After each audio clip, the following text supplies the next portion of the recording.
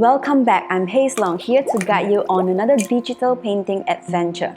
Today is all about exploring soft and dreamy textures with my upcoming noise brush pack. Watch as I build this light-infused portrait from scratch, focusing on layers and delicate shapes.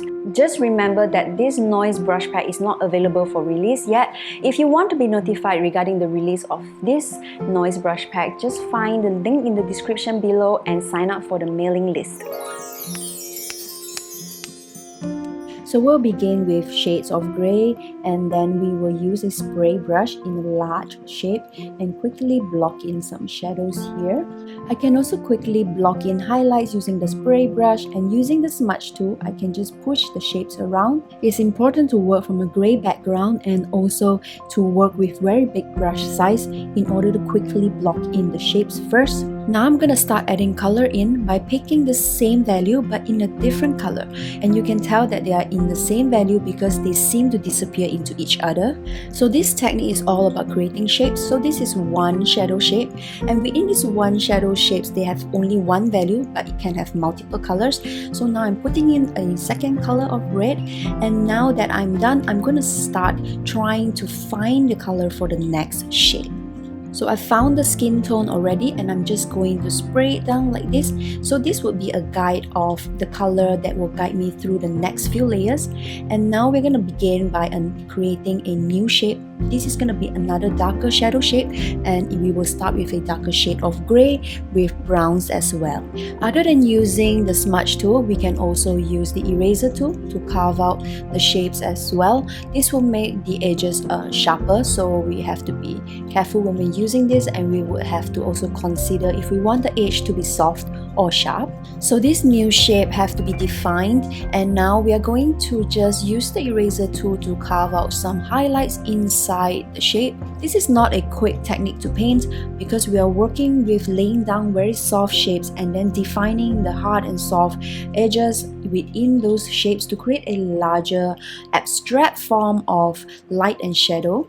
And because this technique relies a lot on the quality of the edges being how soft or hard, it requires that the artists have a very good understanding of colors and value, because we're gonna actually be picking values and colors on the fly. Now I'm starting on a new shape, and with every new shape I'm using a new layer. So this shape is going to be mainly for skin tones. Using the guide from the forehead as the skin tone color, I can just quickly predict and guess the skin tone colors for the rest of the parts.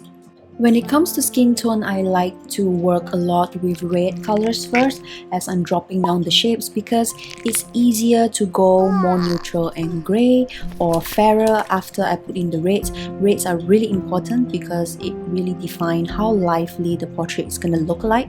And you can see here for the shadow parts of the portrait, I'm always starting with red first, even though there are blacks or greys in it. It is really important to start the portrait this way. Now I'm starting to build the shape of the shadow casted over her face, and you can see here there's a variety of colors on this shadow shape itself, and I'm just putting in all of them together right now before I carve the shape out. And this is the beauty of the technique, because we can combine a variety of colors and neutral tones in order to create a sense of complexity. So every time once I feel that I have laid down enough colors and neutral tones, I will start carving out the shape that I want. By working in creating light and shadow shapes like this, you can quickly see that the portrait is near completion stage, because you can tell what kind of subject matter it is, and it's only a matter of artist creativity to know when you want to stop painting the artwork. So we have three tools in Procreate: the painting tool, the smudge tool, and the eraser tool. For this technique, we are going to have to use all three tools in painting, because we are also painting with the eraser tool and the smudge tool and also the brush tool. So sometimes we can be overlaying the same shape again and again, and each time we'll be cutting it out with the eraser or the smudge tool. So we do not actually have to be perfect in the edges, like both shapes does not have to have the exact same edge. So this will actually give it kind of like a very blurred effect that we are looking for, to show that there is actually light scattering everywhere. With every shape I put down, I always have to decide which edge has to be soft and which edge has to be hard. It may seem like a very abstract technique that I'm using this time, but as long as I use the same value and I just pick colors within that value and try to match the colors, I will actually have an easier time painting because this is a very intuitive way to paint. I'm usually just putting down colors that I think I see in the portrait. I am not picking colors from the reference at all. So this is a very intuitive way of painting, as I'm just guessing the colors, and if I see blue, I would just paint blue, and if I see pink, I would just paint pink. The reason why I can paint intuitively is because each layer are so transparent and translucent and soft. I can keep layering different colors again and again to create the effect that I want. So this is like painting with watercolors, where the first few colors that you put in are not the final colors that you see at the end of the painting, because as you layer, the color can change. This is actually the first portrait that I've done using this technique, and I'm just testing out the technique itself. You do not have to like go to such lengths as in to carve out the iris as well, because I'm just like testing out and see how long I would have to spend to create something using this technique. So usually we will be using the smudge tool to blend colors, but in this case we will not be doing that. We will only be using it to create and to modify the shapes. Because we are using the soft brush to paint, it already creates like a gradient effect, and we no longer need to use a smudge tool to blend colors. So far what we've been doing is painting a semi-realistic depiction of the colors that I see, and after this we are going to move to a more creative way of laying down the colors. And right now I'm on a new layer, and this layer has the overlay blending mode on it.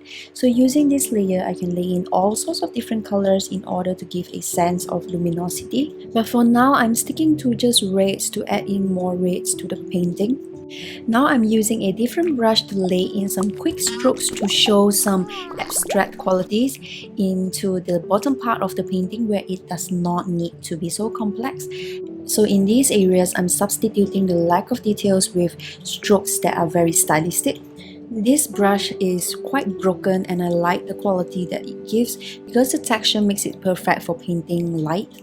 And now that the shadows, the midtones, and the highlights has been established, we can focus on the colors. Using the same layer with the overlay blending mode, I'm putting in different colors all over the portrait to add a sense of different temperatures blending into each other.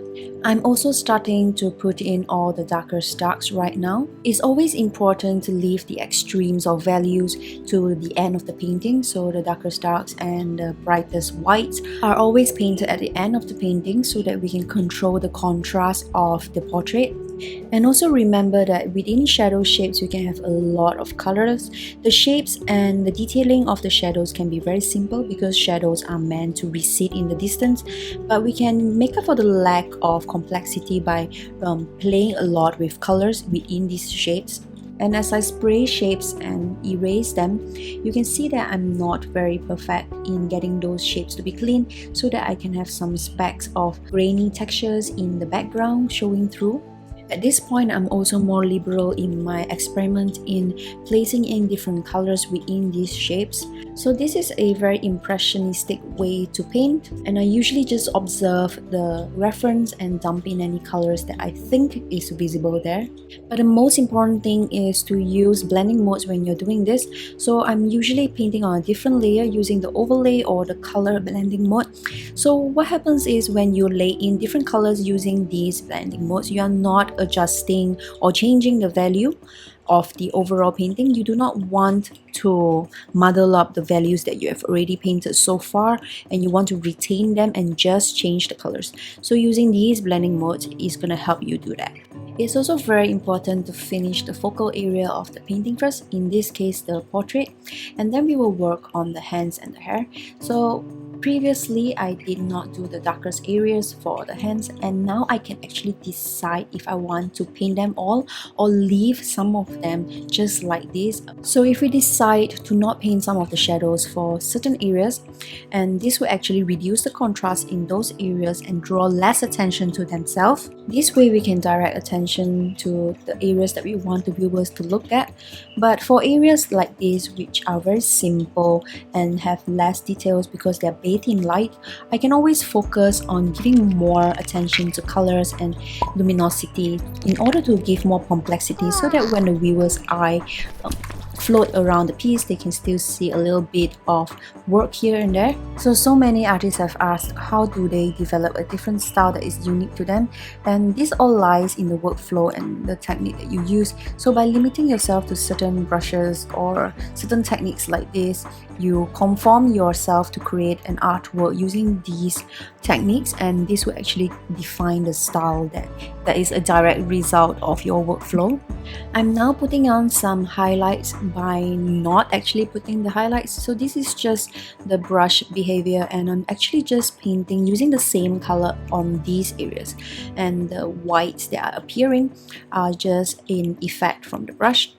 So finally, I am working on the blacks, but you can see here in my color picker, it's not actually pure black, and this will be the darkest color that I use for the entire painting. Notice when I'm spraying the black, I'm actually using the rough edges as an ombre effect for the nails. When a painting is done this way, you can see all sorts of different textures all over the painting, and it can be quite a wonder to look at. Now I'm working on the highlights for the fingers, and you can see here when I spray, I purposely overspray some of the whites and leave some of the overspray behind so that it seems to bleed out like light scattering over the surface. And you can clearly see here that the more highlights and shadows that I add to the hand, the more attention that it draws to itself. And in hindsight, I really regret this, because I think that we should have maintained less details on the fingers, especially the last digit, so that the attention can be pulled back to the face.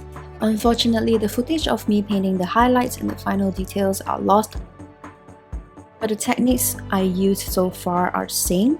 So in areas of shadows, I have a lot of colors, but in areas of highlights, I have a variety of textures. And textures are important for areas where you need textures in order to tell what it is, like the hair. Thank you so much for watching all the way to the end. Remember to sign up for the mailing list in the link in description below to receive a notification when the noise brush pack is released. See you next time, and remember to comment, like, and subscribe. Bye!